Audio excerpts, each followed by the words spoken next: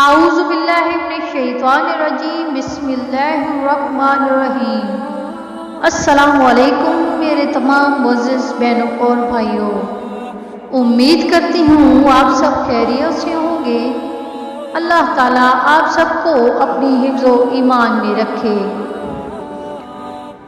آج ہم آپ کو حضرت داؤد علیہ السلام کا جالوت کو قتل کرنے کا واقعہ سنائیں گے۔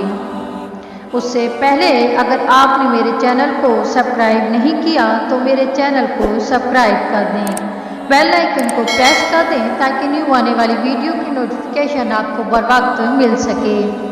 قرآن پاک کی سورہ بقرہ میں ارشاد ہے، وَقَاتَلَ دَاؤُدُ جَالُوتَ آتَاهُ اللَّهُ الْمُلْكَ وَالْحِکْمَةَ وَعَلَّمَهُ مِمَّا یَشَاءُ، اور قتل کیا داؤد نے جالوت کو، اور اللہ تعالیٰ نے اسے سلطنت اور حکمت عطا فرمائی اور اسے جو چاہا سکھایا۔ حضرت داؤد علیہ السلام بکریاں چراتے تھے۔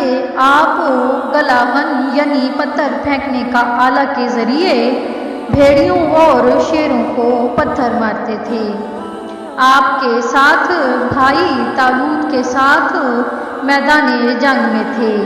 جب ان کو خبر پہنچنے میں کچھ دیر ہو گئی کہ اس حال میں ہیں تو آپ کے باپ اشعیا نے بھیجا کہ جاؤ اور بھائیوں کی خبر لاؤ۔ آپ علیہ السلام آئے تو دیکھا کہ بھائی جنگ کرنے کے لیے ایک صف میں کھڑے ہیں، اور جالوت بنی اسرائیل کو کہہ رہا ہے کہ اگر تم حق پر ہو تو میرے مقابلے کے لیے کوئی نکلے۔ داؤد علیہ السلام نے اپنے بھائیوں کو کہا کہ تم اس غیر ختنہ شدہ یعنی کافر کو قتل کیوں نہیں کرتے؟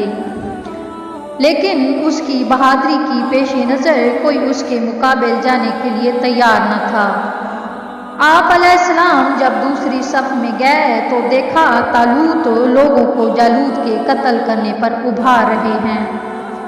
آپ علیہ السلام نے کہا، جو اسے قتل کرے اس سے تم کیا سلوک کرو گے؟ طالوت نے کہا، اسے اپنی بیٹی نکاح میں دوں گا اور آدھی بادشاہی دوں گا۔ حضرت داؤد علیہ السلام کو راستے میں چلتے ہوئے 3 پتھروں نے آواز دے کر کہا کہ ہمیں اٹھا لو، جالوت کا قتل ہم کریں گے۔ آپ نے وہ پتھر اٹھا لیے اور ایک پتھر جالوت کے سینے پر مارا، وہ قتل ہو گیا۔ آپ نے کئی اور لوگوں کو بھی قتل کیا۔ اس طرح جالوت اور اس کے لشکر کو شکست ہو گئی۔ اس طرح اللہ تعالیٰ نے حضرت داؤد علیہ السلام کو بادشاہی اور نبوت عطا کر دی۔ سبحان اللہ۔ اس ویڈیو کو اپنے دوستوں اور بہن بھائیوں کے ساتھ شیئر کریں۔ جزاک اللہ۔